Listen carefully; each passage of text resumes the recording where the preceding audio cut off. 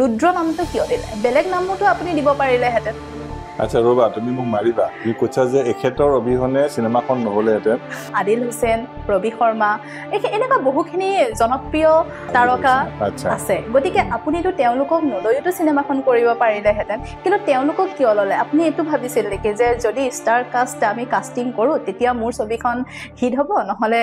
ক'ৰবাত নহয় ক'ৰবাত ফ্লপ হ'ব সেইটো মাইণ্ডছেট বনাই আপুনি কাষ্টিং কৰিছিল নেকি গতিকে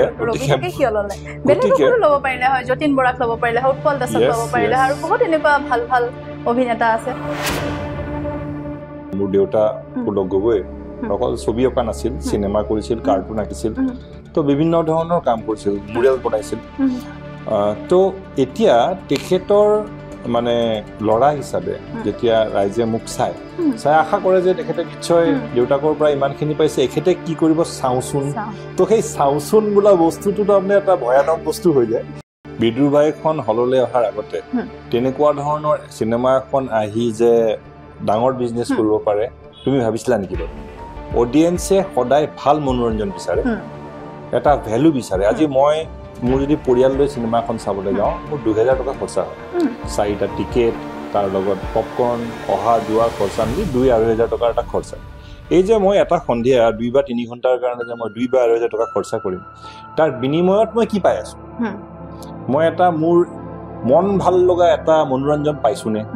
নিজকে যদি আগতেই মেণ্টেলি লিমিট কৰি থৈ দিয়ে যে আমি অসমৰ কাৰণে বনাইছো এইটো আটকে বেছি কি কৰিম সেই ভাৱটোত যদি কাম কৰে তেতিয়াহ'লে কিন্তু আমি এটা গ্ৰ' কৰিব নোৱাৰিম এক মিনিট আৰু এখন ডাঙৰ চিনেমা আহি আছে মই নামটো নকওঁ কিন্তু বলিউডৰ এখন ডাঙৰ চিনেমা আহি আছে আৰু তাহাঁতে ৰিচেণ্টলি পাব্লিচিটি ষ্টাৰ্ট কৰিছে ষ্টাৰ কাষ্ট বহুত ডাঙৰ আমাৰ চিনেমাত ক'বলৈ গ'লে কমেডি ভাল আছে ৰোমেণ্টিক চিটুৱেশ্যনছ বৰ সুন্দৰ সুন্দৰ আছে লোকেশ্যনছ ধুনীয়া আমাৰ ডিঅ'পি হৈছে কেলকাতাৰ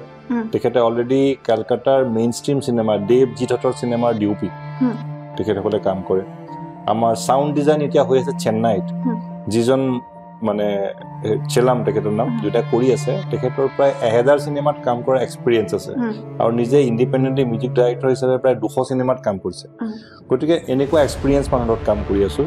আমাৰ যিজনে DIN কালাৰ কাৰেকশ্যন কৰিব বেংগলৰ নম্বৰ 1 এডিটৰ বেংগলৰ নম্বৰ 1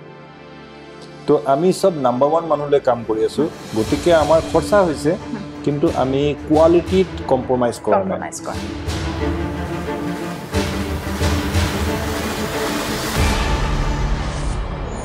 নমস্কাৰ মই শ্ৰীমাশ্ৰী ভূঞা আপোনালোকে চাই আছে ডেমক্ৰেটিক আছাম 1 মে এটা অসমবাসীৰ বাবে বহু প্ৰত্যাশিত দিন এই কাৰণে মই প্ৰত্যাশিত বুলি কৈছো এই দিনটোৰ বাবে সমূহ অসমবাসীয়ে ৰৈ আছে এই দিনটোত মুক্তি পাবলৈ গৈ আছে এখন নতুন চলচ্চিত্ৰ যাৰ নাম হৈছে ৰুদ্ৰ আৰু ৰুদ্ৰ বুলি কোৱাৰ লগে লগে সকলোৰে মনত বিভিন্ন ধৰণৰ প্ৰশ্ন আহিছে এই ৰুদ্ৰ নামটো কিয় দিলে ৰুদ্ৰৰ আৰত কোন কোন জড়িত হৈ আছে গতিকে এই ৰুদ্ৰ ছবিখনৰ লগত বহুখিনি ব্যক্তিয়ে জড়িত হৈ আছে কিন্তু তাৰ ভিতৰত যিগৰাকী ব্যক্তিৰ অবিহনে এই ৰুদ্ৰ চিনেমাখন হোৱাটো কেতিয়াও সম্ভৱ নহলহেঁতেন আজি আমি তেওঁৰ ঘৰত উপস্থিত আছো তেওঁৰ লগত আমি এই কথাখিনি একেবাৰে ঘৰুৱাভাৱে পাতিবলৈ চেষ্টা কৰিম গতিকে মই কথাখিনি কৈ বেছি সময় পলম নকৰো পুনে পুনে তেখেতৰ লগত চিনাকি কৰাই দিবলৈ লৈছো তেওঁ হৈছে বিশিষ্ট চলচ্চিত্ৰ পৰিচালক ৰূপক গগৈ দাদা আপোনাক আমাৰ এই অনুষ্ঠানৰ মাজলৈ স্বাগতম জনাইছো প্ৰথমতে এটো কথাই শুনিব বিচাৰিম যথেষ্ট ব্যস্ত হৈ আছে গতিকে ব্যস্ততাৰ মাজত আমাক এখিনি সময় দিছে তাৰ বাবে ধন্যবাদ প্ৰথমে শুনিব বিচাৰিম যে ৰুদ্ৰ নামটো কিয় দিলে বেলেগ নামটো আপুনি দিব পাৰিলেহেঁতেন আচ্ছা ৰবা তুমি মোক মাৰিবা তুমি কৈছা যে এখেতৰ অবিহনে চিনেমাখন নহলেহেঁতেন সঁচা কথা কিন্তু ইয়াৰ লগতে মানে ৰবি শৰ্মা অবিহনে আদিল দা অবিহনে মই হেখিনি কথা সুধি ৰবা মই কৈ আছো আৰু প্ৰডিউচাৰ অবিহনে এইখন চিনেমা নহলেহেঁতেন তাৰমানে এইটো এটা সকলোৱে মিলি কৰা বস্তু গতিকে মই যদি অকলে কওঁ মোৰ অবিহনে চিনেমাখন নহলেহেঁতেন তেতিয়াহ'লে মোৰ ফালৰ পৰা এইটো ভুল কথা কোৱা হ'ব সকলোৰ মিলি জুলি প্ৰচেষ্টাতহে ৰুদ্ৰখন হৈছে এতিয়া মই তোমাৰ সেকেন্ড প্ৰশ্নটো লৈ আছো যেটো তুমি সুধিছিলা যে ৰুদ্ৰ নামটো কিয় দিলে বেলেগ নামটো দিব পাৰিলে কাৰণ ৰুদ্ৰ বুলি কোৱাৰ লগে লগে শিৱৰ আন এটা নাম হয় ৰুদ্ৰ আচ্ছা নামটো ভাল লাগিছে নে বেয়া লাগিছে নামটো প্ৰতিজন মানুহকে চাগ প্ৰতিগৰাকী অসমবাসীকে চুই যাব এই নামটোৱে বঢ়িয়া যদি নামটো চুই যায় আমি যেটো উদ্দেশ্যলৈ নাম দিছিলো সেইটো আমি সফল এটা ষ্টৰী লাইনটোৰ লগতো আচলতে ৰুদ্ৰ নামটো মিলে মই এটা কৈ লওঁ প্ৰথম হৈছে নামটো ৰাইজে ভাল পাইছে এইটো ডাঙৰ কথা আৰু আমাৰ যেটো কাহিনীটোত ৰবিৰ যেটো চৰিত্ৰ তাত শিৱৰ যিটো ৰূপ এটা ধ্বংসকাৰী ৰূপ এটা সৃষ্টিকাৰী ৰূপ সেই ৰূপটো ৰাইজে এই চিনেমাখনত দেখা পাব কাহিনীটোত কি হৈছে মই এতিয়া কৈ নিদো কিন্তু আমি যেতিয়া দেখিলো যে ওভাৰঅল ৰবিৰ এটা দুটা বেলেগ বেলেগ ৰূপত ৰবিক আমি এই চিনেমাত দেখিবলৈ পাম তো এইটোত এই ৰুদ্ৰ নামটোৰ লগত সুন্দৰকে খাপ খাই গৈছে আৰু একশন হিৰো হিচাপে মানুহেতো ৰবিক সবে ভালে পায় গতিকে এইখন চিনেমাত ৰবিক সেই ৰূপটোত দেখা পালে ৰুদ্ৰ নামটোৰ লগত মানুহে ভাল পাব বুলি আমি নামটো দিলো আৰু আপুনি ৰবিদাকে কিয় ললে আৰু আপোনাৰ চিনেমাখনত যিমান দূৰ আমি জানো আদিল হুছেইন ৰবি শৰ্মা এনেকুৱা বহুখিনি জনপ্ৰিয় তাৰকা আছে গতিকে আপুনিতো তেওঁলোকক নলৈতো চিনেমাখন কৰিব পাৰিলেহেঁতেন কিন্তু তেওঁলোকক কিয় ললে আপুনি এইটো ভাবিছিল নেকি যে যদি ষ্টাৰ কাষ্ট আমি কাষ্টিং কৰো তেতিয়া মোৰ ছবিখন হিট হ'ব নহলে কৰবাত নহয় কৰবাত ফ্লপ হ'ব সেইটো মাইন্ডসেট বনাই আপুনি কাষ্টিং কৰিছিল নেকি মই তোমাক উল্টা এটা প্ৰশ্ন কৰো তুমি ইয়াশ চোপ্ৰাৰ বিষয়ে কি ভাবা তেখেত ভাল পৰিচালক হয়নে হয় নিশ্চয় হয় কৰণ জহৰ ভাল পৰিচালক হয়নে তেখেতে কিন্তু মই ভাবো যে কাষ্টিংৰ ক্ষেত্ৰত যথেষ্টখিনি গুৰুত্ব দিয়ে এক্স্যাক্টলি মই ক'ব কৈছো আজি ইয়াশ চোপ্ৰাই হওক বা কৰণ জহৰৰ নাম এইকাৰণে লৈছো আজি যিকোনো এটা ডাঙৰ প্ৰডাকশ্যন হাউচ লোৱা এখন ডাঙৰ এজন ডাইৰেক্টৰ লোৱা তেখেতসকলে যদি এটা ডাঙৰ কমাৰ্চিয়েল চিনেমা এখন বিজনেছ কৰিব খুজিছে তেখেতসকলে কিন্তু এই শাহৰুখ খান সলমান খান অক্ষয় কুমাৰ এনেকুৱা ধৰণৰ এক্টৰসকল লৈয়ে কিন্তু কাম কৰে কাহিনী ভাল ডাইৰেকশ্যন ভাল আৰু ষ্টাৰজনো এড কৰে কাৰণ অসমৰ আপুনি ভাবা নাই নেকি যে আপোনাৰ যোনখিনি স্ক্ৰিপ্ট হয় স্ক্ৰিপ্ট আপোনাৰ কাহিনী শৈলী বা আপোনাৰ পৰিচালনাৰ দ্বাৰা যদি ষ্টাৰ কাষ্ট আপুনি কাষ্টিং নকৰিলেহেঁতেন তেতিয়াহ'লে চিনেমাখন হিট নহ'ব বুলি ভাবিলে হয় নেকি মই সেইকাৰণে মই মনত পেলাই দিছো যে আজিৰ ডেটত ইয়াশ চোপ্ৰা বা কৰণ জহৰৰ নিচিনা ডাইৰেক্টৰো ষ্টাৰ লৈ কিয় কাম কৰে কাৰণ ইণ্ডাষ্ট্ৰিটোত এটা ষ্টাৰৰ থ্ৰুদি ইমিডিয়েট এটা পাব্লিচিটি পাবলৈ সুবিধা হয় বেসিক বিজনেসটো তুমি এবাৰ বুজি লোৱা বিজনেসটো হৈছে শুকুৰবাৰে চিনেমা ৰিলিজ হয় শুকুৰ শনি দেও 3 দিন অডিয়েন্সৰ কাৰণে বন্ধ দিন থাকে ছুটি থাকে অলপ ৰিলেক্স হৈ থাকে গতিকে 3 দিন হললে মানুহ বেছিকে আহে আৰু সেইকাৰণে শুকুৰবাৰে ৰিলিজ হয় আৰু এই 3 দিনত যদি আমি অডিয়েন্স হললে আনিব পাৰিলো আৰু তাৰ পিছত যদি অডিয়েন্সে কাহিনীটো চিনেমাখনৰ মেকিং ষ্টাইল কন্টেন্ট ভাল পালে তেতিয়াহলে চিনেমাখন সুপাৰ হিট ব্লকবাস্টাৰ হোৱাৰ চান্সটো বাঢ়ি যায় কিন্তু এই 3 দিন যে হললে অডিয়েন্স আনিব লাগিব সেই কামটো কৰে ষ্টাৰজনে গতিকে ডাঙৰ ডাঙৰ ফিল্ম ইণ্ডাষ্ট্ৰীত আজি হলিউডতে হওক বা আমাৰ ইয়াতে হওক ইণ্ডিয়াতে হওক সদায় এজন ষ্টাৰ লৈ লয় ইভেন সাউথতো ষ্টাৰ লৈ লয় ষ্টাৰ লোৱাৰ পাছত কিন্তু চিনেমাখন হিট নহবও পাৰে আমি দেখিলো যে সিকান্দাৰ এইমাত্ৰ মানে বৰ এটা ভাল বিজনেছ কৰিব নোৱাৰিলে তথাপিও সিকান্দাৰ যেতিয়া ৰিলিজ হ'ব সলমান খান আছে অডিয়েন্সৰ মনত এটা এট্ৰেকশনটা আহে গতিকে প্ৰডিউচাৰ্স মানে কনফিডেন্ট থাকে যে এটলিষ্ট প্ৰথম 3 দিন যদি আমি মানুহ টানি দিব পাৰিম তাৰ পাছত কাহিনীটো জুৰত চিনেমাখনে ভাল বিজনেছ কৰিব সেই ফৰ্মুলাটো আমি বনোৱা ফৰ্মুলা নহয় সেটো আজি হলিউডতো আজি টম ক্ৰুজক লৈ পেলাই মিশন ইম্পসিবলত হৈ আছে জন উইক সিৰিজ হৈ আছে তোমাৰ ম্যাট্ৰিক্স আকৌ আৰম্ভ কৰিছে গোটেইবোৰ ষ্টাৰ কাষ্ট ডাঙৰ ডাঙৰ আৰু এতিয়া মানে ফাষ্ট এণ্ড ফিউৰিয়াছৰ পাছত তেনেকুৱা ধৰণৰ সিৰিজৰ একশন চিনেমা হৈ আছে সেইকিটা ষ্টাৰ লৈ হৈ আছে গতিকে ষ্টাৰ লৈ কাম কৰাটো কোনো বেয়া কথা নহয় ইনফ্যাক্ট এটো ভাল কথা কাৰণ ইণ্ডাষ্ট্ৰিটোৰ কাৰণে বিজনেছ ডাঙৰ হ'ব পাৰে 2 নম্বৰ কথা আছে অসমত যদি আমি ষ্টাৰ বুলি কওঁ কোন আছে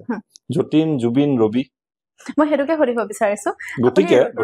কিয় ললে বেলেগকো ল'ব পাৰিলে হয় যতীন বৰাক ল'ব পাৰিলে হয় উৎপল দাসক ল'ব পাৰিলে আৰু বহুত এনেকুৱা ভাল ভাল অভিনেতা আছে আমাৰ যেটো কাহিনী সেটো কাৰণে ৰবি ৰুদ্ৰ ক্যাৰেক্টাৰটো কাৰণে এপ্ৰোপ্ৰিয়েট হয় প্ৰথম কথা হৈছে হেতু আৰু দ্বিতীয় হৈছে মোৰ এটা ইচ্ছা আছিল ৰবিৰ লগত কাম কৰিবৰ কাৰণে মই জনাই থওঁ 2001 চনত প্ৰথম মই সিনেমা কৰাৰ এটা হাবিয়াস কৰিছিলো আৰু তেতিয়াই মই ৰবিক লগ ধৰিছিলো যে ৰবি এখন আমি সিনেমা কৰিম বুলি আৰু সেইখন তাৰ পাছত বিভিন্ন কাৰণত হেতু সময়ত অসমৰ ফিল্ম ইণ্ডাষ্ট্ৰি হলত কিবা গ্ৰেনেড ফুটুৱাৰ কাৰণে সিনেমা হল বন্ধ হৈ গৈছিল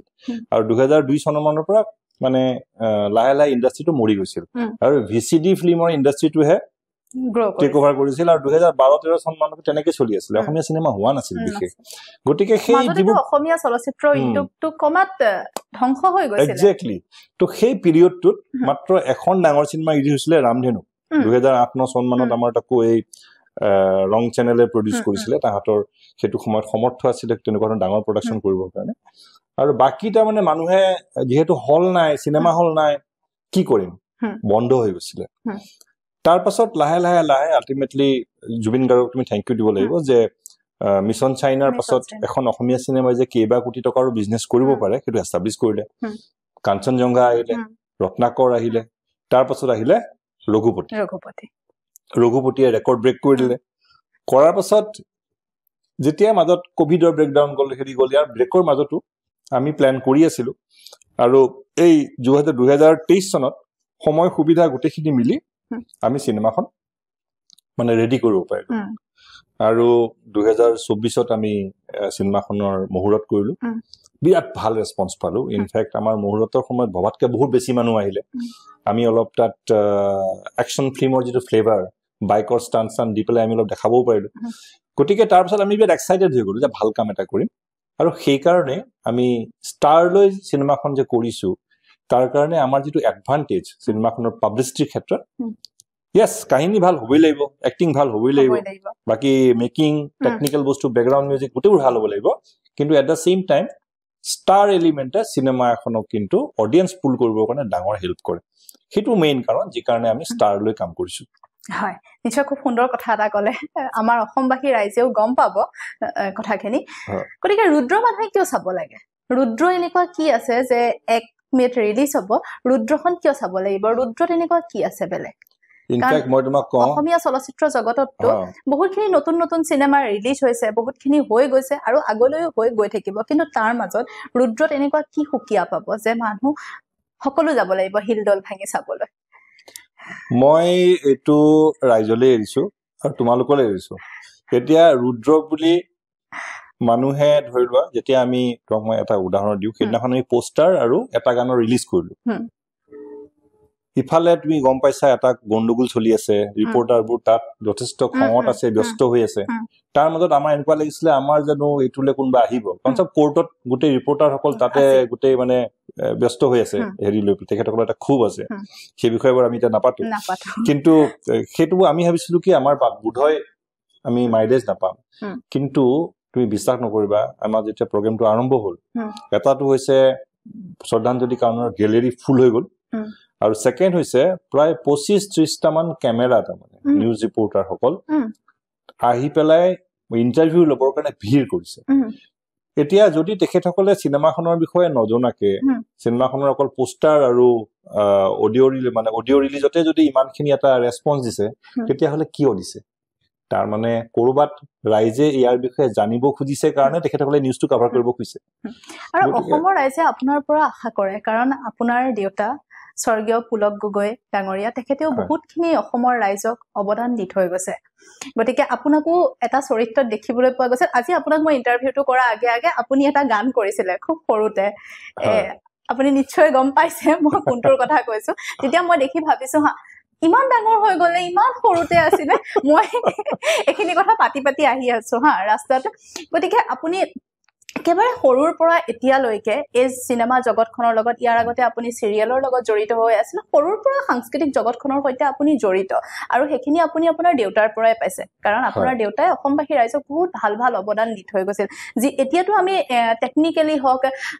সকলো ফালে আমি আগুৱাই গৈছো, কিন্তু তেওঁলোকে যোনখিনি সময়ত কাম কৰিছিল ইমান কিন্তু টেকনিকেলি ষ্ট্ৰং নাছিলে, কিন্তু তেতিয়াই তেওঁলোকে অসমবাসীক বহুত ভাল ভাল উপহাৰ দি থৈ গৈছে। গতিকে সেইটো ধাৰাত যদি আমি চাওঁ, আপোনাৰ পৰা অসমবাসী ৰাইজে বহুতখিনি আশা কৰে। এতিয়া নিৰাশ কৰিব নোৱাৰে অসমবাসী ৰাইজে। যিটো কথা তুমি মোক ক'লা, সেইটো কথাৰ কাৰণেই তাৰমানে আপোনাৰ পৰা এটা গধুৰ দায়িত্ব আছে। একজেক্টলি মই এইটো ক'ব খুজিছো। তাৰমানে যেতিয়া মানুহৰ এক্সপেক্টেশ্যনটো বেছি হৈ যায়, আশাটো বেছি হৈ যায়, তেতিয়া যোনে কামটো কৰিবলৈ যায় তেখেতৰ ওপৰত সেই চাপটো, যিটো প্ৰেছাৰ যিটো পৰে, সেইটোৱে কিন্তু এটা নাৰ্ভাছনেছো ক্ৰিয়েট কৰে। আজি মই এইটো বৰ গৰ্বৰে ক'ব পাৰো যে মোৰ দেউতা পুলক গগৈ অকল ছবি অঁকা নাছিল, চিনেমা কৰিছিল, কাৰ্টুন আঁকিছিল, তো বিভিন্ন ধৰণৰ কাম কৰিছিল, মুৰেল বনাইছিল। তো এতিয়া তেখেতৰ মানে ল'ৰা হিচাপে যেতিয়া ৰাইজে মোক চাই আশা কৰে যে তেখেতে নিশ্চয় দেউতাকৰ পৰা ইমানখিনি পাইছে, এখেতে কি কৰিব চাওঁচোন। তো সেই চাওঁচোন বোলা বস্তুটো তাৰমানে এটা ভয়ানক বস্তু হৈ যায়। তথাপিও আমি চেষ্টা কৰিছো, আৰু মই মোৰ যিখিনি এক্সপিৰিয়েঞ্চ বা যিখিনি কথা চিনেমাৰ ওপৰত শিকিলো, অডিয়েঞ্চে কেনেকুৱা ধৰণৰ বস্তু এটা চাই ভাল পাব পাৰে। কাৰণ মই সেইদিনাখনো কৈছো যে দেউতাই কৈ গৈছিলে যে অসমীয়া চিনেমা ইণ্ডাষ্ট্ৰী ধন ধৰি ধৰিবলৈ হলে অডিয়েঞ্চ হললৈ আহিব লাগিব, আৰু অডিয়েঞ্চ হললৈ আহিবলৈ হলে এণ্টাৰটেইনমেণ্ট পাব লাগিব, আৰু এণ্টাৰটেইনমেণ্ট চিনেমাই দিব লাগিব। তেতিয়াহে ইণ্ডাষ্ট্ৰি এটা গ্ৰ' হ'ব কাৰণ তেতিয়া ইণ্ডাষ্ট্ৰিলে চিনেমা হললে মানুহ আহিব মানে ইণ্ডাষ্ট্ৰিলে পইচা আহিব আৰু পইচা আহিলে পইচাৰ যেতিয়া ৰিটাৰ্ণ হ'ব প্ৰফিট হ'ব আৰু প্ৰডিউচাৰ আহিব এইটো এটা চাইকেল হয় গতিকে এণ্টাৰটেইনমেণ্ট ফিল্মৰ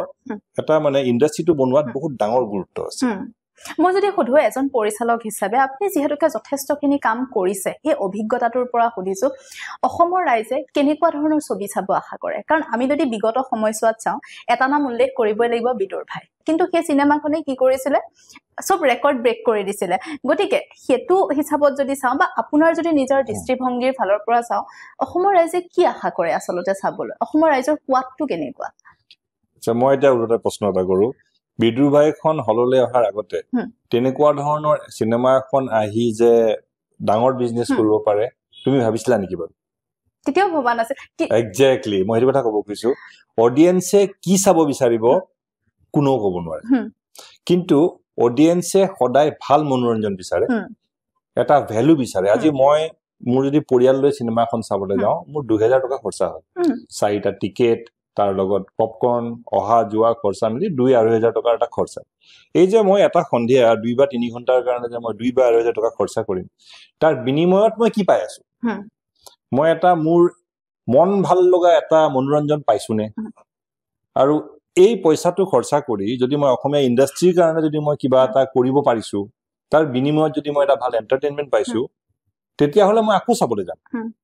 সেই বস্তুটোৱে দৰকাৰ আজি ৰেটত যিখন চিনেমাৰ আমাৰ নাম লোৱা হৈছে লাষ্ট গোটেইখন চিনেমাৰ অডিয়েন্সে এটা ভাল এন্টাৰটেইনমেন্ট পাইছে কাহিনীটো কিবা এটা এংগেজ হ'ব পাৰিছে অডিয়েন্সে তাৰ পৰা এটা ইমোশনেলি এটা কৰবাত এটা ভ্যালু পাইছে এটা ৰস পাইছে তো আমিও চেষ্টা কৰিছো যে আমি অডিয়েন্সক এতিয়ালৈকে যিখিনি দেখিলে তাতকে বেছিকে আমি কি ৰস দিব পাৰো প্ৰেজেন্টেশনটো কেনেকৈ এনহান্স কৰিব পাৰো এই বিষয়ে মই তোমাক আৰু অলপ জনাম কিন্তু এই প্ৰশ্নটোৰ উত্তৰ এইটো হৈছে যে আজিৰ দিনত কোনেও নাজানে যে কি চলিব কিন্তু সবেই জানে যদি এটা ভাল কন্টেন্ট দিয়া যায় আৰু যদি সিনেমাখনত এটা ষ্টাৰ কাষ্ট ভাল হয় প্ৰেজেন্টেশন ভাল হয় সেট ধুনিয়া হয় কাহিনীটো এংগেজিং হয় গান ভাল হয় তেতিয়াহলে কিন্তু সিনেমা এখন সফল হোৱাৰ যেটো চান্স সেইটো বহুত বেছিকে বাঢ়ি যায় তো আমি সেইটোৱে ট্ৰাই কৰিছো মই যেনেকে কলো যে আপুনি ষ্টাৰ কাষ্ট কৰিছে কিন্তু তাৰ সমান্তৰালকৈ যদি মই যিমান দূৰ শুনা পাইছো বা আমি শুনা পাইছো আপুনি কিন্তু নতুন প্ৰজন্মৰ নৱপ্ৰজন্মৰ যুৱক যুৱতীখিনিক কিন্তু যথেষ্ট পৰিমাণে চান্স দিছে ইয়াত কৰিব কাৰণ আপুনি ঠায়ে ঠায়ে অডিশন পাতিছিলে এটা দীৰ্ঘ অডিশনৰ পিছতহে এই গোটেই চিনেমাখনৰ কাম কৰিছিলে গতিকে সেই ক্ষেত্ৰত আজিকালি দেখিবলৈ পোৱা যায় যে নৱপ্ৰজন্মৰ ল'ৰা ছোৱালীবিলাকক ইমান চান্স দিব নিবিচাৰে ভাবে যে তেওঁলোকে পাৰিবনে নোৱাৰে কিন্তু সেইটো ক্ষেত্ৰত আপুনি কি হিচাপে ইমানখিনি মানে ৰেসপন্সিবিলিটি লৈছে বা ইমানখিনি দায়িত্ব কেনেকৈ লৈছে যে তেওঁলোকৰ পৰা মই যেনেকৈ বিচাৰিছো 100% পাম বুলি ইমানখিনি ৰিস্ক কেনেকৈ ল'ব পাৰিছে ৰুদ্ৰ আমি যেতিয়া ষ্টাৰ্ট কৰিলো এইখন এখন ডাঙৰ বিগ কেনভাস চিনেমা আৰু বিগ কেনভাস চিনেমা হিচাপে ইয়াত আমাৰ কাহিনীটোৰ মানে পৰিসৰটো ইমান বহল তাত বহুত আৰ্টিষ্টৰ প্ৰয়োজন ষ্টাৰকাষ্ট যেহেতু আমাৰ আদিল দা বা ৰবি নিচিনা আছিলে গতিকে আমি প্ৰথম হিৰোইনৰ পৰাই আমাৰ মেইন হিৰোইন কোন হ'ব তাৰ পৰাই আমি অডিশন ষ্টাৰ্ট কৰিছিলো আৰু আমাৰ সৌভাগ্য আছিল যে সেইটো সময়ত নন্দিনী ডিব্ৰুগড় থিয়েটাৰ চলি আছিল আৰু তাই কিন্তু অডিশন লাইছে মোক ফোন কৰি দাদা অডিশন ক'ত চলি আছে মই আহি আছো আহিছে তাই ভেৰি সিৰিয়াসলি অডিশন দিছে তাৰ পাছত তাই দুবাৰ লুক টেষ্ট দিছে আৰু তাৰ পাছত আমি হিৰোইন হিচাপে সিলেক্ট কৰিছো প্ৰথম কথা হৈছে আমি যেটো প্ৰমিস কৰিছিল যে অডিশনৰ পৰা আমি এক্টৰছ লম আমি মেইন কাষ্ট এক্টৰে লৈছো তাৰ উপৰিও প্ৰায় 40 গৰাকী সৰু ডাঙৰ অভিনেতা অভিনেত্ৰী আমি অডিশনৰ পৰা সিলেক্ট কৰিছো 30 জন ডেকা লৰাক আমি একশনৰ ট্ৰেইনিং দিয়াইছো কাৰণ আমাৰ একশন সিনত আমাৰ বহুত মানে লৰা দৰকাৰ আছিল তো সেই হিচাপে 70 জন মান আমি তেনেকে আমাৰ আৰ্টিষ্ট মিনিমাম আমি অডিশনৰ পৰা আমি সিনেমাখনত আমি ইনক্লুড কৰিছো আৰু তেখেতসকলক ইনক্লুড কৰাৰ পিছত তেখেতসকলৰ কি লাভ হ'ল মই কওঁ প্ৰথম হৈছে যিখিনি লৰা একশনৰ ট্ৰেইনিং পাইছে তাহাঁতৰ এটা এক্সপোজাৰ হৈ গ'ল কালি এখন একশন চিনেমা কৰিব হলে কালি যদি তাহাঁতি এটা ভাল ৰোলো পায় অন্তত একশনখিনি ঠিকঠাককে কৰিব পাৰিব কেমেৰা আগত কেনেকৈ প্ৰেজেন্ট হ'ব লাগে বুজি পাব বাকি এই 30-40 গৰাকী এক্টৰে প্ৰথমবাৰৰ কাৰণে জীৱনত কেমেৰাৰ আগত ডাঙৰ সিনেমা এখন এক্টিং কৰাৰ অভিজ্ঞতাটো পালে এটো কিন্তু সহজ কথা নহয় কাৰণ আমি গুৱাহাটীত দেখিবলৈ পাওঁ যে বিভিন্ন ঠাইৰ পৰা বহু যুৱক যুৱতী আহিছে নৱপ্ৰজন্মৰ ল'ৰা ছোৱালী আহিছে কৰবাত সৰুকে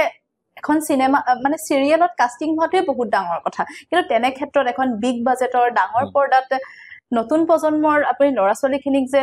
সুবিধা দিছে এইটো কিন্তু বহুত ডাঙৰ কথা নহয় ইয়াৰ কাৰণে মই মোৰ প্ৰডিউচাৰকো থেংক ইউ দিব লাগিব আজি ৰাজেশ মোৰকে ধৰি গোটেই টিমটোৱে হয় মই না প্ৰডিউচাৰ মই লিষ্টটো মাতি দিওঁ তাৰমানে আমাৰ এতিয়া এইখন চিনেমা আমাৰ কেনভাছখন ইমান ডাঙৰ হৈ গ'ল যে এতিয়া তাত 8জন প্ৰডিউচাৰ আছে অপি গাৰোডিয়া অৰবিন্দ গাৰোডিয়া গৌতম বেৰিয়া অনুপ বেৰিয়া মনোজ কুমাৰ কেৰিয়া তাৰপাছত ৰাজ চৌধুৰী সুজাতা চৌধুৰী ৰাজেশ কুমাৰ মোৰ তো এনেকে 8জন প্ৰডিউচাৰে মিলি এই প্ৰজেক্টটোক সাপোৰ্ট কৰিছে যিটো কাৰণে আজি প্ৰজেক্টটো মানুহে দেখা পাব আৰু এই সাপোৰ্টটোৰ কাৰণে যেতিয়া মই তেখেতসকলক কৈছো যে এটা আমি কন্টেষ্ট কৰো তুমি চাগে জানা যে আমাৰ যেটো টাইটেল সং হেতু আমি এটা কন্টেষ্ট এনাউন্স কৰি দিছিলো যে নতুন উঠি অহা মিউজিক ডাইৰেক্টৰ অকল এক্টৰে নহয় আমি উঠি অহা মিউজিক ডাইৰেক্টৰ বা গানৰ লগত জড়িত মানুহকো আমি এটা চান্স দিবৰ কাৰণে আমি এনাউন্স কৰিলো যে পুৰস্কাৰ দিম যদি কোনোবা পায় আৰু আমি বিৰাট ভাল ৰেসপন্স পালো আৰু বহুত ল'ৰা ছোৱালীয়ে এপ্লাই কৰাৰ মাজৰ পৰা আমি এটা গান আমাৰ পছন্দ হ'ল এটা স্ক্ৰেচ এটা আহিছিলে আৰু হেতু আমি সিলেক্ট কৰি সেই ছোৱালীজনীৰ নাম লিজা দৃষ্টি তাইক মাতি আনি আমি মেন্টৰিং কৰালো ইপছনলাল বৰুৱা হতে তাইক আমি এটাচ কৰি দিলো ইপছনলাল বৰুৱাই তাইক গাইড কৰিলে আৰু তাই কম্পোজ কৰা গানটো ইপছনে লিৰিক্সটো লিখিলে সুন্দৰ লিৰিক্স লিখিছে কাৰ দুবাহুত ধুমুহা বলে ৰুদ্ৰৰ ওপৰত লিখিছে তো সেই গানটো আমি এতিয়া সৃষ্টি কৰিলো কৰাৰ পাছত সেইখন ৰিলিজ কৰিছো আমি ৰিলিজ কৰিছো লগে লগে দুদিনতে আমাৰ প্ৰায় 30-40 হাজাৰ ভিউজ আহি গৈছে গটিকে এজন নতুন মিউজিক ডাইৰেক্টৰক এটা সুবিধা দি আৰু সেই গানটো আকৌ সাকসেসফুলি লঞ্চ কৰালৈকে আমি সফলতাৰে কৰিব পাৰিছো হেতু আমাৰ পৰ্দাৰ আশীৰ্বাদ বুলি ক'ব লাগিব আৰু ইয়াত প্ৰডিউচাৰৰ সাপোৰ্ট পাইছো আমি সেই ছোৱালীজনীক 25,000 টকাৰ আমি এটা কিন্তু প্ৰাইজ মানিও দিছো লগত গটিকে এই গুটেই এটা আমি ভাল কাম এটা কৰিব চেষ্টা কৰি আছো আৰু হেতু মানুহে দেখিছে ৰাইজে আকোৱালি লৈছে খুব সুন্দৰ আসলতে নৱপ্ৰজন্মৰ যুৱক যুৱতীখিনিৰ কাৰণে এটো আসলতে ইয়াতকে সুবৰ্ণ সুযোগ চাগে একোৱে নহব আপোনালোকে যিখিনি কাম কৰিছে মানে ৰবি শৰ্মাৰ সিনেমাত আবিলদা থকা সিনেমাত অভিনয় কৰিব পাইছে এটো বহুত ডাঙৰ এক্সপোজাৰ এটা বহুত ডাঙৰ কথা হয় তাকে আপুনি কি ভাবে এজন পৰিচালক হিচাপে কি ভাবে অসমীয়া সিনেমা কিয় ইন্ডাষ্ট্ৰি হৈ উঠা নাই বুলি ভাবে এতিয়াও যে এটা উদ্যোগলৈ পৰিণত হোৱা নাই অসমীয়া সিনেমা আগতে মোৰ এটা ভুল ধাৰণা আছিল মোৰ ধাৰণা এনেকুৱা আছিল যে অসমৰ পপুলেশন কম অসমত যেহেতু সৰু মাৰ্কেট গটিকে অসমৰ সিনেমা কিমান ডাঙৰকে কৰিব পাৰি গটিকে অসমৰ সিনেমা গ্ৰোথ হোৱাৰ সম্ভাৱনা নাই হেতু সময়তে আজি এক বছৰ মান আগতে এজন ভদ্ৰলোকে মোক এটা বস্তু আঙুলিয়াই দিলে কৈছে আপুনি যে কৈ আছে যে অসমীয়া সিনেমা মাৰ্কেট সৰু তাৰ কাৰণে হোৱা নাই আজি সাউথ কোৰিয়াৰ পপুলেশন অসমৰ জাস্ট দুগুণ 6 কোটি অসমৰ 3 কোটি সাউথ কোৰিয়া 6 কোটি সাউথ কোৰিয়াৰ সিৰিয়েল গান সিনেমা গোটেই ওয়াৰ্ল্ড ডমিনেট কৰি আছে গটিকে আপুনি কি ভাবে যে কন্টেন্টৰ কাৰণে হৈছে নে সাউথ কোৰিয়াৰ ল্যাঙ্গুৱেজৰ কাৰণে হৈছে নে কি কাৰণে হৈছে তেতিয়া মই ভাবিবলৈ বাধ্য হলো যে হি ইজ ৰাইট একচুয়ালি যদি এটা ইউনিভাৰ্সাল কন্টেন্ট আমাৰ ফিল্ম মেকাৰ মানে সকলে ভাবিবলৈ আৰম্ভ নকৰে নিজকে যদি আগতেই মেন্টালি লিমিট কৰি থৈ দিয়ে যে আমি অসমৰ কাৰণে বনাইছো এটা আটকে বেছি কি কৰিম সেই ভাবটোত যদি কাম কৰে তেতিয়া হলে কিন্তু আমি গ্ৰো কৰিব নোৱাৰিম আজি অকল অসমীয়া অডিয়েন্সৰ ওপৰত বেস কৰি আমি এটা ইন্ডাষ্ট্ৰি খাৰা কৰিম বুলি ভাবাতকে অসমীয়া অডিয়েন্সক এনেকুৱা কন্টেন্ট দিব লাগিব যিটো কন্টেন্ট বাহিৰৰ মানুহে চাইও ভাল পায় মই এটা উদাহৰণ দিব খুজো ডাংগল অকল ভাৰতবৰ্ষত হিট হোৱা নাই এখন হাৰিয়ানা জাট এজন ৰেসলাৰৰ সিনেমা কিন্তু সেইখন চাইনাত ইন্ডিয়াতকে বেছি বিজনেস কৰিছে 700 কোটি টকাৰ বিজনেস কৰিছে অকল চাইনাত গটিকে কিহৰ কাৰণে কাৰণ সিনেমাখনৰ যিটো ইমোশন যিটো থিম যি ধৰণে এজনী মানে গাঁৱৰ ছোৱালী এজনী কনজাৰভেটিভ ফ্যামিলি এটাৰ পৰা ছোৱালীজনী ট্ৰেইনিং দি বাপেকে তাইক ৰেসলাৰ বনাইছে অলিম্পিকলৈ যোৱা সেই যিটো ইমোশন সেই ইমোশনটো চাইনাৰ অডিয়েন্সে কানেক্ট কৰিব পাৰিছে কৰবাত নিজকে দেখা পাইছে গতিকে আমাৰ কন্টেন্ট যদি এটা ইউনিভাৰ্সাল কন্টেন্ট আমি কৰিব পাৰো বেসটো অসমে কিন্তু অসমৰ ষ্টৰীটো যদি এটা ইউনিভাৰ্সাল এটা সাবজেক্ট হয় যেটো পৃথিৱীৰ যিকোনো মানুহে নিজকে অনুভৱ কৰিব পাৰে তেতিয়া হলে আমি নিশ্চয় এটা ডাঙৰ লেভেলত যাব পাৰিম আৰু সেই ভিজনটো ৰখাটো দৰকাৰ গতিকে মই নাজানো আমি কিমানখিনি ৰুদ্ৰত কৰিছো কিন্তু ৰুদ্ৰত আমি এটা নেশনাল লুক এটা দিব চেষ্টা কৰিছো বাহিৰতো শুটিং হৈছে এখনৰ আমাৰ হায়দৰাবাদত শুটিং হৈছে হায়দৰাবাদত সমান ষ্টৰীটো হায়দৰাবাদ ডিমান্ড কৰিছে সেইকাৰণে আমাৰ হায়দৰাবাদত শুটিং হৈছে ওভাৰঅল গোটেই কাহিনীটো প্ৰেজেন্টেশনটো ষ্টাইলাইজেশনটো আমি এটা যি ধৰণে বৰ্তমান ট্ৰেন্ডিং ভাৰতৰ চিনেমাবোৰ যি ধৰণৰ সাউথৰে হওক বা বলিউডৰে হওক তেনেকুৱা ট্ৰেন্ডিং এটা লুক দিবলৈ চেষ্টা কৰিছো লুক এণ্ড ফিলটো আমি এটা ভেৰি মানে আপগ্ৰেড কৰিব চেষ্টা কৰিছো আমি আমাৰ একশনখিনি আপগ্ৰেড কৰিব চেষ্টা কৰিছো যদিও আমাৰ লোকেল ল'ৰা ছোৱালী লৈ কামখিনি কৰিছো তথাপি চেষ্টা এটা দিয়া হৈছে আৰু কাহিনীটোত এটা বিৰাট ইমোশনেল কানেক্ট এটা ৰাখি আমি কিন্তু অসম পাহৰি যোৱা নাই আমাৰ কাহিনীটোত সম্পূৰ্ণ এটা গাঁৱৰ পৰিৱেশ কিন্তু চিনেমাখনৰ এটা মেজৰ অংশ যেহেতু কৈছে ৰবিদাক দুটা চৰিত্ৰত দেখা পাব বুলি দুটা ৰূপত দেখা পাব কৈছে আপুনি তো সেই এফৰ্টটো আমি দিছো বাকিখিনি এতিয়া দৰ্শকে ডিসাইড কৰিব যে কি ভাল পায় বা কি বেয়া পায় কিন্তু আমি হয় কিন্তু আমি আমাৰ ফালৰ পৰা টোটালি সিনসিয়াৰলি যিমানখিনি পাৰো আমি কৰিছো আপুনি বাৰু ভাবে নেকি যে অসমীয়া বিশেষকৈ আমাৰ অসমীয়া চিনেমা ৰিলিজ হোৱাৰ ক্ষেত্ৰত সঠিক টাইম সঠিক দিন বাৰৰ এনেকুৱা অভাৱ হয় বুলি ভাবে নেকি যাৰ বাবে কিছুমান বহুত ভাল ভাল চিনেমাও এটা সময়ত গৈ ফ্লপ হৈ যায়গৈ এতিয়া আপুনিয়ে চাওক আপোনালোকৰ চিনেমা ৰুদ্ৰ চিনেমাখন ৰিলিজ হ'ব 1 মে ৰিলিজ হ'ব আৰু সেই মে মাহতে যদি আমি চাবলৈ যাওঁ আৰু 2-3খন চিনেমা কিন্তু ৰিলিজ হ'বলৈ গৈ আছে আগা পিছাকে দুদিন আগা পিছাকে গতিকে সেইটো ক্ষেত্ৰত ভাবে নেকি যে যোন বিজনেছৰ ক্ষেত্ৰত কিবা এফেক্ট কৰিব বা সেই যোনটো এটা ভাল থিংকিং হ'ব লাগে যে সেইখিনি অভাৱ বুলি ভাবে নেকি আপুনি সীমাশ্ৰী মই তোমাক এইটো কওঁ যে আজিৰ ডেটত যদি অসমীয়া ইণ্ডাষ্ট্ৰিটো আমি ভবাৰ ধৰণে যদি ঠন ধৰি উঠে তেতিয়াহ'লে বছৰে 100খন চিনেমা হ'ব মাহত বছৰত কেইটা সপ্তাহ আছে 52টা গতিকে 100খন চিনেমা ৰিলিজ কৰিবলৈ হ'লে আমি কোনোবাই কাৰোবাক গেপ দিব পাৰিম নেকি তো আমি যদি ভৱিষ্যতৰ কথা চিন্তা কৰো তেতিয়াহ'লে নিশ্চয় এটা এনেকুৱা এটা পৰিৱেশ যদি আহে আমি তেতিয়া গৰ্ব অনুভৱ কৰিম যে অসমত 100খন চিনেমা ৰিলিজ হৈছে কিন্তু আজিৰ ডেটত তুমি কাৰেক্ট কৈছা যে চিনেমাবিলাকে অলপ যাতে বিজনেছ ভালকে কৰিব পাৰে তাৰ কাৰণে এটা নিজৰ মাজত আণ্ডাৰষ্টেণ্ডিঙৰ দৰকাৰ আৰু মই তোমাক এইটো ভাল খবৰ এটা দিওঁ যদিও একেলগে 3খন চিনেমা আমাৰ মে মাহত আহিছিল আমি 3জন মানে চিনেমাৰ আমাৰ টিম কিটাই একেলগে বহিলো লগত আমাৰ এজন আমি দামি ডিস্ট্ৰিবিউটৰৰ ৰিপ্ৰেজেন্টেশন আহিলে আমাৰ ফিল্ম ফ্যাটাৰ্নিটি অফ আসামৰ ৰিপ্ৰেজেন্টেশন আহিলে সবে মানে বহি কথা পাতি আমি আমাৰ ডেটবোৰ সেট কৰিলো যাতে ইজনে সিজনৰ ডেটবোৰ ক্লাছ নকৰে গতিকে আমাৰ মাজত এটলিষ্ট এসপ্তাহ বা দুসপ্তাহৰ গ্যাপৰ মূৰতহে চিনেমা কিখন ৰিলিজ হ'ব আৰু এটা ডাঙৰ কথা হৈছে 3খন চিনেমা 3টা বেলেগ বেলেগ টেক্সচাৰ মানে আমাৰ চিনেমাখন যদি একশন থ্ৰিলাৰ কোনবা এখন একদম গাঁৱৰ কাহিনী আৰু কোনবা এখন বায়োপিক মানে কাৰোবাৰ জীৱনৰ ওপৰত কৰা কাহিনী গতিকে 3খন চিনেমাৰ কাহিনীৰো একো মিল নাই গতিকে অডিয়েন্সটো সেম নহয় বেলেগ বেলেগ সেকশন অফ অডিয়েন্সৰ কাৰণে চিনেমা বনোৱা হৈছে গতিকে আমি ভাবো যে সেই ফালৰ পৰা আমি এই কনফ্লিক্টটো আমি এভয়েড কৰিব পাৰিছো ধুনীয়াকৈ আৰু এটা হাৰমনিত আমি ৰিলিজ কৰিবলৈ গৈ আছো আৰু কিন্তু মই তোমাক কৈছো যে যদি অসমীয়া চিনেমা এই বছৰ 4-5খনো যদি সুপাৰহিট হৈ যায়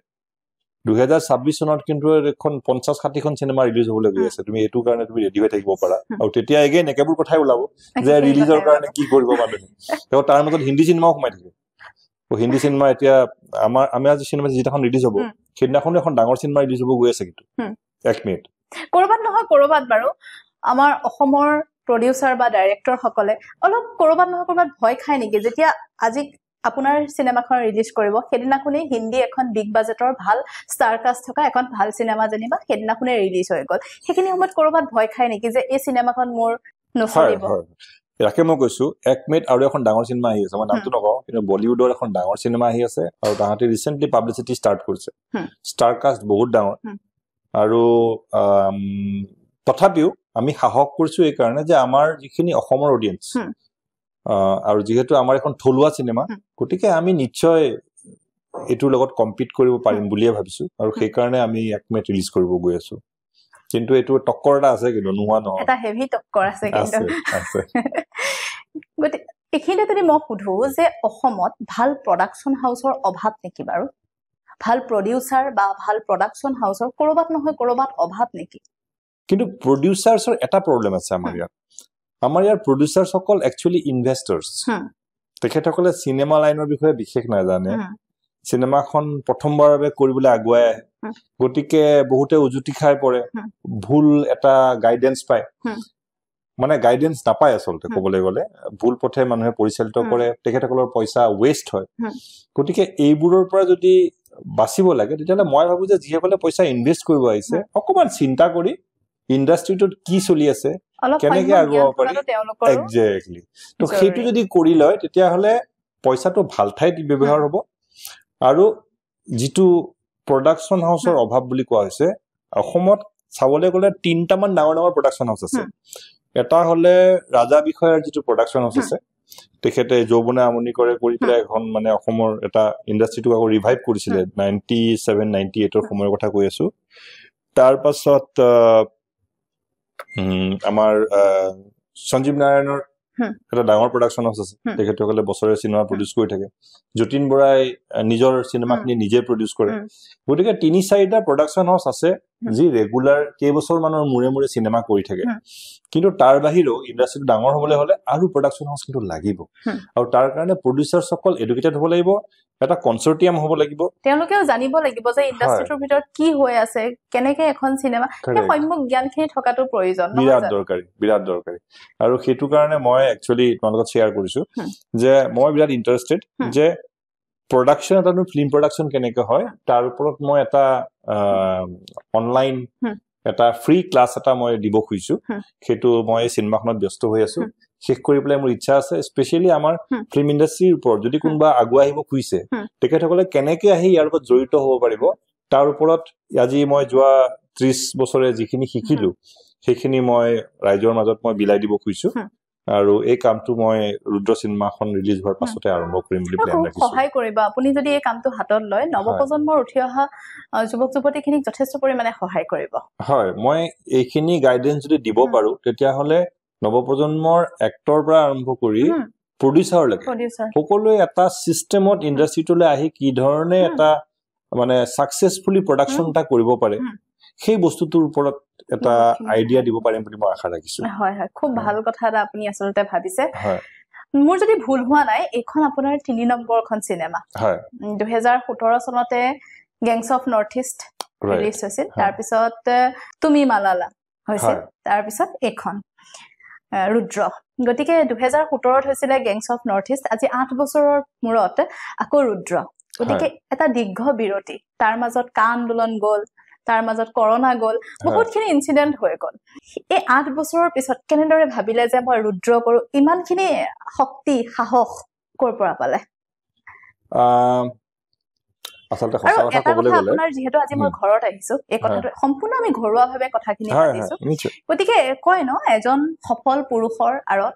এগৰাকী মহিলা থাকে সকলোৱে কয় হেগৰাকী পত্নীও হ'ব পাৰে হেগৰাকী মাতৃও হ'ব পাৰে গতিকে আজি আপুনি ইমান হেভি বাজেটৰ এটা কাম কৰিব লৈছে অসমবাসীক এটা ভাল উপহাৰ দিবলৈ গৈ আছে গতিকে ইয়াৰ আঁৰত আপুনিতো আছে আপোনাকো কিন্তু শক্তি যোগোৱা কোনোবা নহয় কোনোবাটো আছে এতিয়া অকনমান যদি কয় একেবাৰে ঘৰুৱাভাৱে সুধিছো মই আপোনাক কথাখিনি মই প্ৰথমতে এই শক্তি যোগোৱাটোৱে কৈ লওঁ এতিয়া তোমালোকে আহি চাহ খালা শক্তিটো মায়ে দিলে হয়নে ঠিক তেনেকে আমাৰ যেতিয়া চিনেমাখনৰ কাম আৰম্ভ হ'ল মোৰ পত্নী উপাসনা মহন্ত গগৈ তাই বিৰাট বিজি দেই তাই 4খন ডান্সৰ স্কুল আছে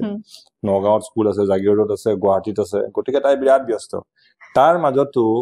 মই ৰাতিপুৱাৰ পৰা কি কৰি আছো কেনেদৰে সাজু হৈছো গোটেইখিনি খবৰ ৰাখি আমি দেখিলো নহয় এতিয়া আহি পেলাই আপোনাৰ চুলিখিনি অকনমান অসংযত হৈ আছিলে কি ধুনীয়াকৈ আহি পেলাই কৰি দিলে তেওঁ ব্যস্ত হৈ আহিছে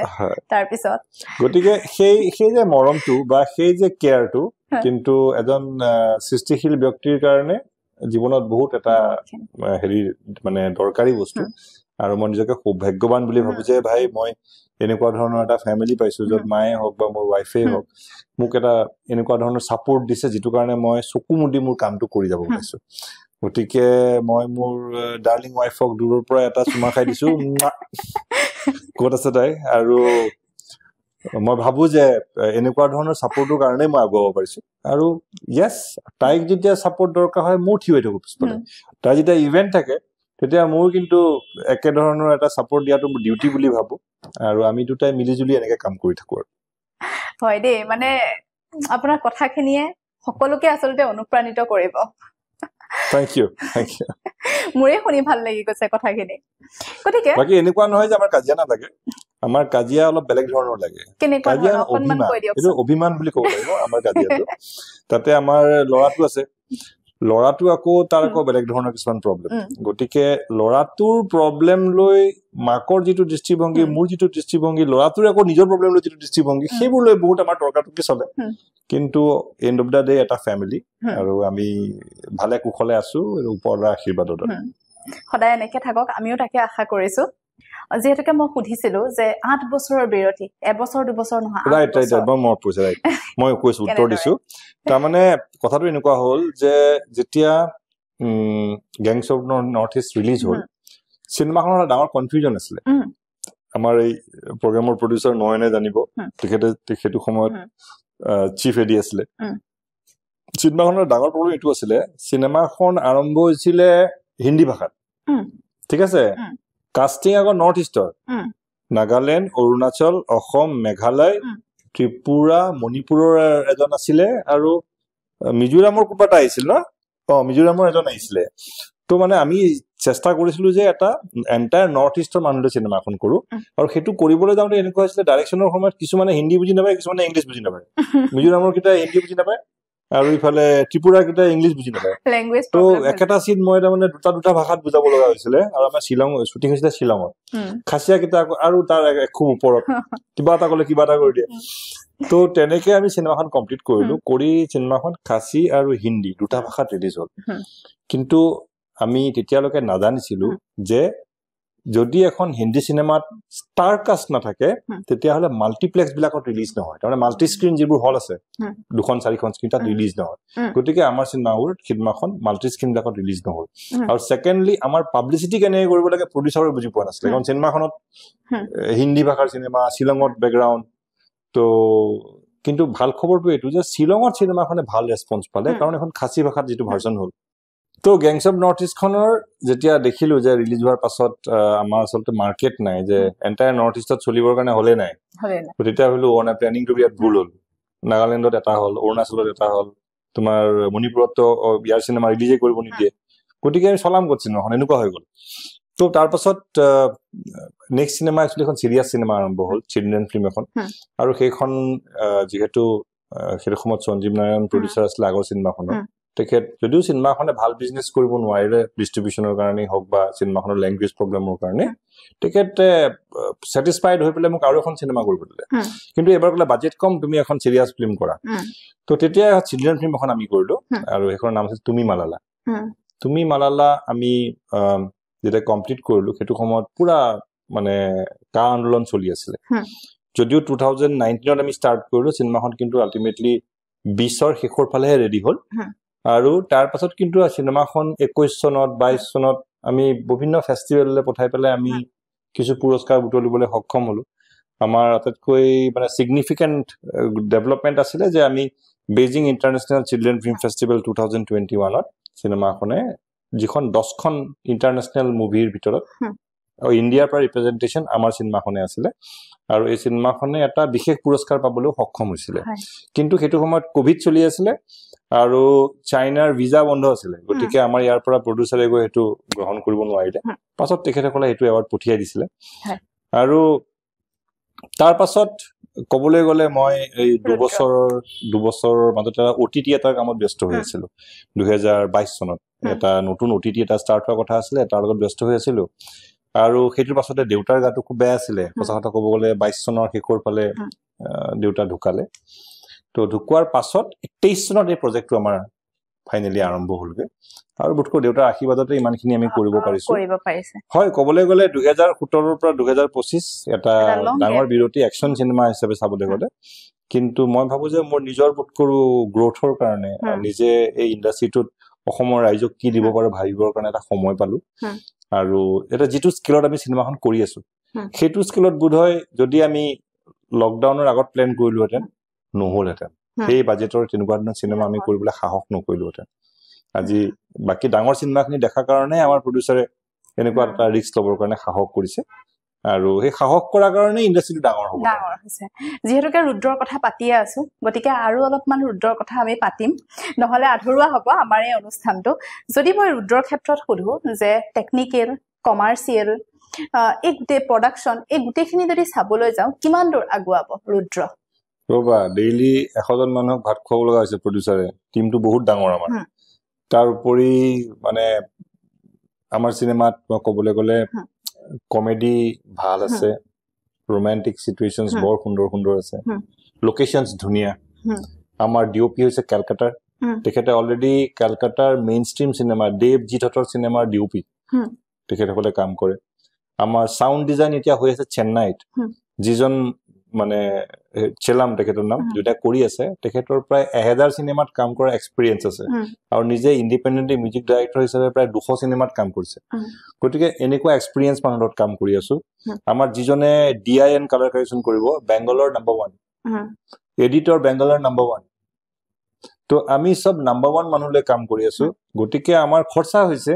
কিন্তু আমি কোৱালিটিত কম্প্ৰমাইজ কৰা নাই গতিকে কন্টেন্টৰ ফালৰ পৰা ৰোমান্স একচন কমেডি যি লাগে গুটেখিনি বস্তু আছে লগতে টেকনিক্যালি সুপিৰিয়ৰ কাম আমি কৰিবলৈ চেষ্টা কৰি আছো আৰু কৰিব পাৰিছো গতিকে মই ভাবো যে অডিয়েন্সৰ কাৰণে এটা পইচা উসুল ভ্যালু ফৰ মানি এটা প্ৰডাক্ট আহি আছে আৰু তাৰ বাবে 1 মেলৈ অপেক্ষা কৰিব লাগিব নহয় জানো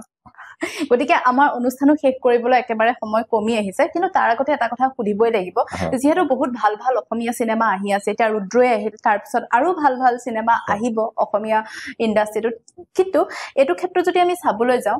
এনেকে যদি অসমীয়া সিনেমা ইন্ডাষ্ট্ৰিটো বা জগতখন আগুৱাই গৈ থাকে তেতিয়া হলে অসমত ইন ফিউচাৰ ভাল ইনভেষ্টৰ আহাৰ চান্স আছে নে বাৰু আজিৰ পৰা প্ৰায় 3 বছৰ আগতে 2021-22 সময়ৰ পৰাই এটা ভিজন লৈ আমি কাম কৰিব ষ্টাৰ্ট কৰিছিলো হেতু সময়ত আমি সফল নহলো কিন্তু সেই আইডিয়াটো অলপ আগুৱাই গল হেতু হৈছে মানে আমি এটা প্ৰডাকশন হাউস সেটআপ কৰি ইনভেস্টৰ্স গুটাই যে কাৰবাৰ 50 লাখ কাৰবাৰ 1 কোটি কাৰবাৰ 2 কোটি যাৰ যি পইচা আছে পইচা গুটাই এটা পুল এটা কৰি যেনেকে এটা স্যাটেলাইট চ্যানেল এজন প্ৰডাকশন হেড বা প্ৰগ্ৰামিং হেডৰ আন্ডাৰত কন্টেন্ট ডেভেলপ হয় আৰু কন্টেন্টটো প্ৰত্যেক সপ্তাহে আমি টিআৰপিৰ ওপৰত ডিপেন্ড কৰি আমি তাত কি দিব লাগিব কি ভাল লাগিছে কি বেয়া লাগিছে আমি টেষ্ট কৰি পেলাই আমি দিও কাৰণ মই টেলিভিছন ইন্ডাষ্ট্ৰি মোৰ এক্সপেৰিয়েন্সৰ পৰা কৈ আছো তো ঠিক তেনেদৰে আমি ভাবিছিলো যে প্ৰত্যেক বছৰে 5খনৰ পৰা 10খন চিনেমা ৰিলিজ কৰিব পৰা এটা প্ৰডাকশন হাউস হ'ব লাগে যিবোৰ চিনেমাৰ বাজেট 30 লাখৰ পৰা 3 কোটি লৈকে হ'ব পাৰে depending on the theme subject horror cinema comedy cinema action film family drama social drama বিভিন্ন ধৰণৰ জনাৰৰ সিনেমা একটা প্ৰডাকশন হাউসে ৰিলিজ কৰিব লাগে অডিয়েন্সক টেষ্ট দিব লাগে আৰু অসমৰ যিমান কিটা ট্ৰেন্ডিং ডাইৰেক্টৰস আজি ডেটত ট্ৰেন্ডিং ডাইৰেক্টৰ বুলি ক'বলৈ গলে SUV নম্বৰ 1 ত আছে হয়নে তাৰ পাছত আমাৰ কি বুলি কয় হিমাংশু হত আছে কেনি বসুমতাৰী হত আছে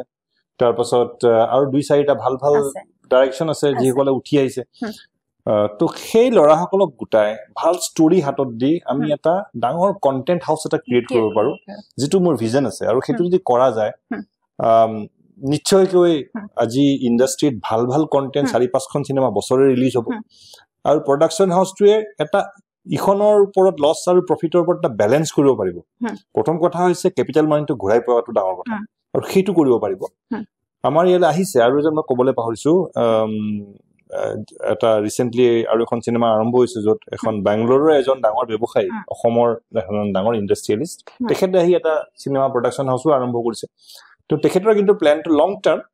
কিন্তু মই যিমানখিনি শুনিছো কিন্তু তেখেতে ধৰক বছৰ 2 বছৰৰ মূৰত এখনকে কৰি যাব কিন্তু ইন্ডাষ্ট্ৰি উঠিবলৈ হলে মোৰ মতে বছৰে 4-5খন ভাল চিনেমা ৰিলিজ হৈ হিট হ'ব লাগিব গতিকে সেই টাৰ্গেটটো মোৰ আছে ইচ্ছা এটা আছে কৰিবলৈ আৰু প্ৰবাবলি এই চিনেমাখনৰ ৰিলিজৰ পাছত সেই যেটো ভিজন হেতু আগুৱাই নিবৰ কাৰণে মই আৰু চেষ্টা কৰিম আৰু এখন সিনেমা ৰিলিজ ক্ষেত্ৰত প্ৰডিউসাৰ ভাল ডাইৰেক্টৰ ভাল তাৰ কাহিনী ভাল সকলো ভাল কিন্তু তাত যদি পাবলিসিটি নাথাকে পাবলিসিটি স্থান নাথাকে বা পাবলিছ তেনেদৰে নহয় তেতিয়া বাৰু এখন সিনেমা আগুৱাব পাৰে নে হেতু এটা বৰ মানে দৰকাৰী প্ৰশ্ন মই ভাবো যে নোৱাৰে এখন সিনেমা ৰাইজে গম পাব লাগিব যে আহি আছে কিন্তু ৰাইজে গম পোৱা মানে এটো নহয় যে ৰাইজ আহিবই ৰাইজ নাহিবও পাৰে পোষ্টাৰখন দেখিছে কিন্তু যাবলৈ মন নাযাবও পাৰে কিন্তু ৰাইজক সেই পোষ্টাৰখন দেখুৱাটো বা সোশ্যাল মিডিয়াত এটা ইন্টিমেশন দিয়াটো বা কৰবাত ৰিল এটা দেখা পোৱাটো বিৰাট দৰকাৰী তেতিয়া সিনেমাখনৰ বিষয়ে ভাল লাগি যাব পাৰে আৰু চাবলৈ আহিব পাৰে কাৰণ আমি দেখিছো বহুত সিনেমা গুৱাহাটীত সাংঘাতিক পোষ্টাৰিং কৰিছে বহুত হোৰ্ডিং লগাইছে কিন্তু অডিয়েন্স এটাও নাই এনেকুৱাও হৈছে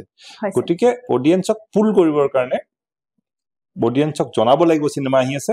এট দ্য সেম টাইম কিন্তু অডিয়েন্সক এট্ৰেক্ট কৰিবৰ কাৰণে কিবা এটা এলিমেণ্ট লাগিব যেহেতুকে আপুনি কৈছে এই সিনেমাখনৰ লগত বহু কেইগৰাকী নবীন প্ৰবীণ শিল্পী জড়িত হৈ আছে আমি যদি চাওঁ চেতনা বাইদেৱে হওক বা এতিয়া নৱপ্ৰজন্মৰ নন্দিনীয়ে হওক বহুখিনি আৰ্টিষ্ট জড়িত হৈ আছে গতিকে সকলোকে এখন সিনেমাত কাৰণ এখন সিনেমা খুব বেছি হয় যদি 2 ঘণ্টা 2.5 ঘণ্টা বা 3 ঘণ্টা কিন্তু সকলোকে সমানে স্পৰ্শ কৰি যাব লাগিব সিনেমাখনত গতিকে প্ৰতিটো চৰিত্ৰই আকৌ ইম্পৰ্টেন্ট হয় গতিকে প্ৰতিটো চৰিত্ৰক কেনেদৰে চুই গৈছে বাপৰে এটো একচুয়ালি এটা বিৰাট ডাঙৰ এটা কাম আছিল আমাৰ কাৰণে আমি বিচাৰিছিলো যে সিনেমাখনত সিনিয়ৰ সকল থাকক গতিকে আমি প্ৰতিভা বাইদেউ হওক বা চেতনা বাইদেউ তাৰপিছত ভাৰ্গৱ কটকী জ্যোতি ভূঞা প্ৰতিভা হাজৰিকা এনেকুৱা ধৰণৰ এই অলমোষ্ট 70 প্লাছ গোটেই কেইজন এক্টৰকো আমি সিনেমাত ইনক্লুড কৰিছো তেখেতসকলৰ অহাৰ লগে লগে ফ্লেভাৰটো এটা বেলেগ হৈ যায় এটা গাম্ভীৰ্যতা আহে এনেকুৱা ধৰণৰ এক্টৰ আৰু পপুলাৰ এক্টৰ তেখেতসকল তাৰপিছত ইফালে আমাৰ কমেডি বুলি ক'বলৈ গ'লে আমাৰ যেটো সিকিউৰিটি গাৰ্ডৰ এটা বিৰাট কাহিনী আছে সিনেমাখনত য'ত আমাৰ হায়দৰাবাদত তুমি জানাই যে অসমৰ কিমান লৰা বাহিৰত সিকিউৰিটি গাৰ্ডৰ কাম কৰে তো তেখেতসকলৰ লাইফটো আমি টাচ কৰিছো সিনেমাখনত গতিকে সেই তেনেকুৱা ধৰণৰ ৰোল এতিয়া নীলোৎপলে হওক বা হিমাংশু গগৈ তেখেতসকলে এক্টিং কৰিছে বৰ সুন্দৰ কাম কৰিছে তেখেতসকলে আমি হায়দৰাবাদত গৈ শ্বুটিং কৰিছো তেখেতসকল সিকিউৰিটি গাৰ্ডৰ সিনবোৰ তাৰপিছত আমি অসমখনত যেতিয়া আমি হেৰিলৈ গৈছো তিতাবৰলৈ গৈছো তিতাবৰৰ কমলাবাৰী সত্ৰত আমি যেতিয়া শ্বুটিং কৰিছো তাত আমাৰ ঈশান হাজৰিকাই হওক বা আমি তেখেতৰ সত্ৰাধিকাৰৰ আমি সাপোৰ্টত আমি বিভিন্ন ধৰণৰ গায়ন বায়নৰ সিন কৰিছো বৰ সুন্দৰ সিন হৈছে আৰু আৰু আমি যদি মেইন এক্টৰৰ কথা কওঁ অৰ্চিতা আগৰৱাল হৈছে এই বম্বেত সত্যমেৱ জয়তে কাম কৰা এক্ট্ৰেছ হয় তাই এই ডিসপ্যাচ বুলি মনোজ বাজপেয়ীৰ লগত ৰিসেন্টলি এখন সিনেমা ৰিলিজ হৈ গৈছে তাই আমাৰ এটা বিৰাট ইম্পৰ্টেন্ট ক্যাৰেক্টাৰ এটা কৰিছে আৰু তাৰপিছত নন্দিনী যি মেইন হিৰোইনৰ ৰোল কৰিছে তাই নতুনকৈ উঠি অহা তাই এখন সেকেন্ড ফিল্ম মেজৰ ফিল্ম কৰি আছে তাৰপিছত ৰবিৰ লগত আমাৰ জয় কাশ্যপ আছে সাপোৰ্টিঙত জয় কাশ্যপ অলৰেডি বহুত এটা ভেটাৰান বহুত পুৰণা এক্সপেৰিয়েন্স এক্টৰ বৰ সুন্দৰ সাপোৰ্টিং ক্যাৰেক্টাৰ এটা কৰিছে আৰু সিনেমাখনত তাৰ প্ৰেজেন্টেশনটো বিৰাট ধুনীয়া লাগিছে আমাৰ মতে অডিয়েন্সে এই ধৰণৰ ক্যাৰেক্টাৰ বিলাক জাক জাক দেখা পাব মোৰ মতে এটা কানেক্ট যেটো হয় এটো চাই ভাল পাব আৰু কমেডিত ৰাজীৱ ক্ৰোহত আছে ৰাজীৱ ক্ৰোহ আৰু অদ্ৰি আমাৰ হাতি বৰুৱা সাংঘাতিক এটা ফানি কমেডিন সিন কিছুমান আছে লগতে যি আমাৰ আজিকালি ইনষ্টাগ্ৰামত ৰিল কৰি ভেৰি পপুলাৰ ৰাজীৱ দৌৰীৰ কথা শুনিছা তো ৰাজীৱ দৌৰী এটা বিৰাট ইন্টাৰেষ্টিং ভাওনাৰ সিন এটা কৰিছে হেতু কৰিয়ে পপুলাৰ তেওঁ সাংঘাতিক জমনি সিন কমেডি সিন মানে ফালি দিছে ৰাজীৱে লগত বাকিখিনি এক্টৰৰ সাপোৰ্ট আছে গতিকে ওভাৰঅল মানুহে বিভিন্ন ধৰণৰ ৰস সিনেমাখনত পাব আৰু আধ্যাশ্ৰী তাই ডান্স ইণ্ডিয়া ডান্সত গৈ পেলাই তাই সেন্সেশন কৰিছিলে অসমৰ পৰা সৰু ছোৱালী তাই এটা মানে ফেন্টাস্টিক এটা ক্যাৰেক্টাৰ কৰিছে গতিকে এনেকুৱা ধৰণৰ বস্তু কিছুমান এলিমেন্ট কিছুমান আছে আৰু আদিল হুছেইন যিজন আমাৰ অসমৰ কাৰণে এটা গৌৰৱ তেখেতে আজি বলিউডৰ সিনেমা কৰিছে হলিউডৰ সিনেমা কৰিছে ইউৰোপত তেখেতে বিভিন্ন ধৰণৰ এৱাৰ্ড পাইছে তো তেনেকুৱা ধৰণৰ এজন মানুহক আমি সিনেমাখনত এটা মেজৰ এটা বিৰাট কমপ্লেক্স ক্যাৰেক্টাৰ কৰিছে কিন্তু ভেৰি ডিফিকাল্ট ক্যাৰেক্টাৰ এটা ৰোল কৰিছে আৰু তেখেতে যি ধৰণে পাৰফৰমেন্স কৰিছে তাৰ মানে অডিয়েন্সে কিন্তু একদম মোহিত হৈ থাকি যাব সিনেমাখনত হেতু ক'ব লাগিব আমাৰ সৌভাগ্য যে তেখেতৰ নিচিনা এটা মানে কেলিবাৰৰ এজন এক্টৰ এই সিনেমাখনত কাম কৰি আছে